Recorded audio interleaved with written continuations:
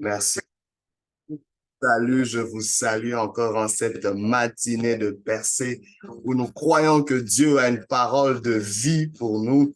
Et le thème de ce matin n'est rien d'autre que la destinée de servir.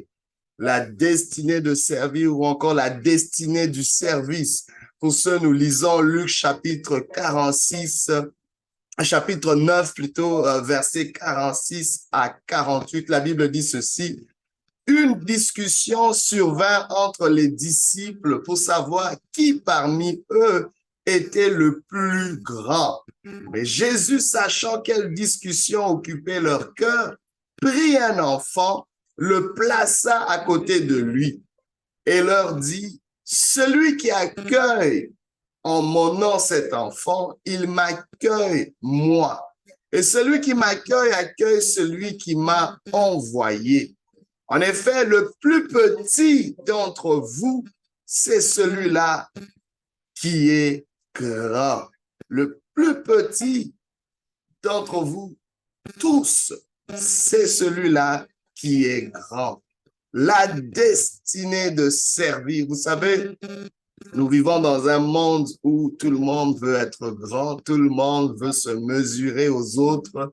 Il y a une poursuite, il y a un élan, il y a un besoin de grandeur. Et je pense que quelque part, c'est attaché à la nature humaine. Nous sommes créés par un Dieu grand, j'imagine, et nous voulons être grands. Depuis tout petit, on voit les enfants qui peuvent se chicaner pour avoir une position de grandeur.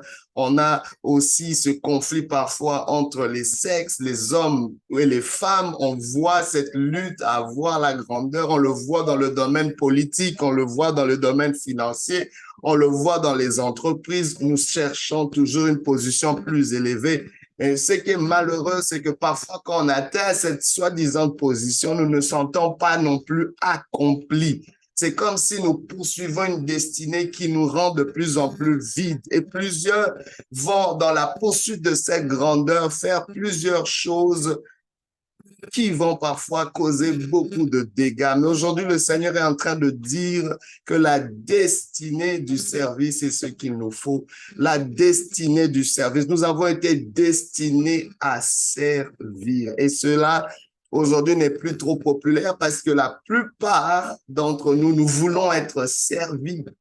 Nous voulons être servis. Mais Jésus-Christ, le Fils de Dieu, quand il vient sur cette terre, il est venu comme un agneau.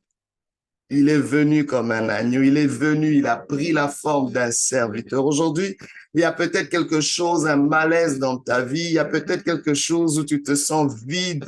Dieu te propose la destinée de servir. Le service va encore enclencher, va combler ta vie, combler ton cœur parce que tu as été destiné pour ça. Vous savez, quand vous prenez un objet ou vous prenez une automobile ou je ne sais pas, et que vous essayez de l'utiliser contrairement au mandat de son manufacturier, vous ne pourrez jamais bénéficier de tout le potentiel de cet objet. Vous voyez? Ainsi, nous devons rentrer au manufacturier. Dieu, le Créateur, nous a conçus pour le service. Ici, on voit dans ce texte les disciples de Jésus qui ont une discussion pour discerner, pour savoir qui d'entre eux avait la plus grande position, qui était le bras droit de Jésus, qui était le plus élevé, qui était le plus grand. Imagine, chacun avait son argumentation, chacun pouvait peut-être faire brandir ses dons, ses talents, ou je sais pas, son charisme, mais Jésus-Christ vient, vient avec une toute autre approche. Faut dire, humainement, c'est comme ça que vous le faites, mais ça vous amène à rien. Aujourd'hui, vous êtes sous l'oppression romaine, c'est parce qu'ils dominent sur vous, parce qu'ils sont plus grands. Et malheureusement, vous n'apprenez pas de cette oppression, vous voulez devenir les Romains pour quelqu'un d'autre. Et c'est ce que nous faisons. À chaque fois que nous voulons dominer, il y a des hommes, des femmes que nous écrasons, il y a des vies que nous affectons. Mais tout commence par le service. Tout le monde veut être leader, mais personne ne veut servir. Alors, le véritable leadership passe par le service. Tu as été créé pour ce leadership, mais qui passe par le service. En fait, c'est le leadership serviteur. Tu dois devenir un leader serviteur. Dieu t'appelle à cela. J'aimerais te dire que le seul travail dans le royaume de Dieu, c'est vraiment le service. Parce que Jésus-Christ, avant de quitter ses disciples, pendant le dernier repas, la chose qu'il a faite, il s'est levé de table. Et puis, il s'est mis à nettoyer leurs pieds. Il s'est mis à les servir. Il a pris l'étoffe d'un serviteur. Il s'est mis à les servir. C'est quelque chose qui a scandalisé les disciples. Jésus-Christ leur donnait un exemple. Vous savez, on ne peut pas devenir ce qu'on ne voit pas. Et c'est important aujourd'hui que plusieurs soient exposés à un service. La destinée du service peut complètement changer ta vie. La destinée du service peut t'amener à la trajectoire dans laquelle Dieu t'a appelé. Malheureusement, plusieurs ont dévié de cette trajectoire. Et aujourd'hui, Jésus-Christ, à travers ce texte, il leur présente un enfant. Parce qu'il voulait qu'ils puissent voir à quoi ressemble la grandeur. Pour leur dire que le plus petit d'entre vous, c'est lui-là le plus grand. Le plus petit d'entre vous, c'est dans le cœur, c'est dans son intention de servir, c'est dans son humilité. Il voulait incarner l'humilité au travers de cet enfant. Il voulait incarner le désir, la destinée de servir à travers cet enfant. Parce que quand vous voyez un enfant dans son innocence, cet enfant est en paix, en harmonie. Cet enfant n'est pas inquiet. Cet enfant ne se préoccupe pas de quoi que ce soit. Cet enfant est en phase avec qui il est. Parce que c'est de là que nous venons. Mais en grandissant, nous perdons cette notion-là d'humilité, cette notion de service. Et malheureusement, quand nous n'enseignons pas cela à nos enfants, ils dévient aussi de cette trajectoire. Et regardez ce qui se passe. J'aimerais aussi mettre l'emphase sur quelque chose qui se passe dans les cœurs. Parce que quand Jésus parle de cette destinée de service, il parle de l'intention, il parle de ce qu'il doit avoir dans le cœur. Malheureusement, aujourd'hui, nous avons des gens qui font la bonne chose, mais pour la mauvaise raison. Rappelez-vous, Dieu est celui qui regarde au cœur. Il y en a qui vont servir en apparence, mais sans avoir un cœur de serviteur, sans avoir cette véritable destinée de servir qui doit venir de l'intérieur, de cette humilité, cette joie de servir. Alors, ils vont faire certains actes, mais pour des mauvaises raisons. Ils vont le faire pour être vus. Ils vont le faire pour recevoir quelque chose en retour de la part des gens qui servent. Alors, les gens qui le font dans une mission, dans une fausse mission d'humilité ou une mission de fausse humilité.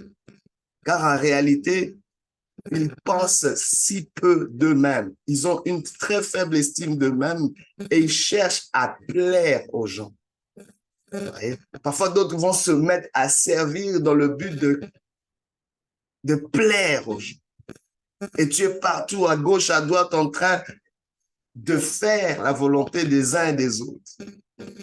Simplement parce que tu ne penses pas que tu as de la valeur, tu ne penses pas qu'il y a une grandeur en toi. Le Seigneur n'est pas contre cette grandeur, mais il faut que tu puisses réaliser ton importance. Et c'est là que tu peux servir, parce que celui qui sert, c'est quelqu'un de fort. Celui qui sert, c'est quelqu'un qui est guéri. Celui qui sert, c'est quelqu'un qui sait qui il est. C'est quelqu'un qui n'est pas intimidé par cette position. Mais quelqu'un qui peut élever les autres parce qu'il est déjà élevé. C'est ce que Jésus-Christ voulait nous faire comprendre. Celui qui sait où il est, celui qui sait qui il est, n'a pas peur de servir. Malheureusement, il y en a d'autres encore qui vont chercher à être absolument servis. Parce qu'ils pensent que quand ils sont servis, c'est là qu'ils sont amenés vers une position d'autorité. Le plus de personnes qui me servent me donnent l'impression que je suis grand. Waouh!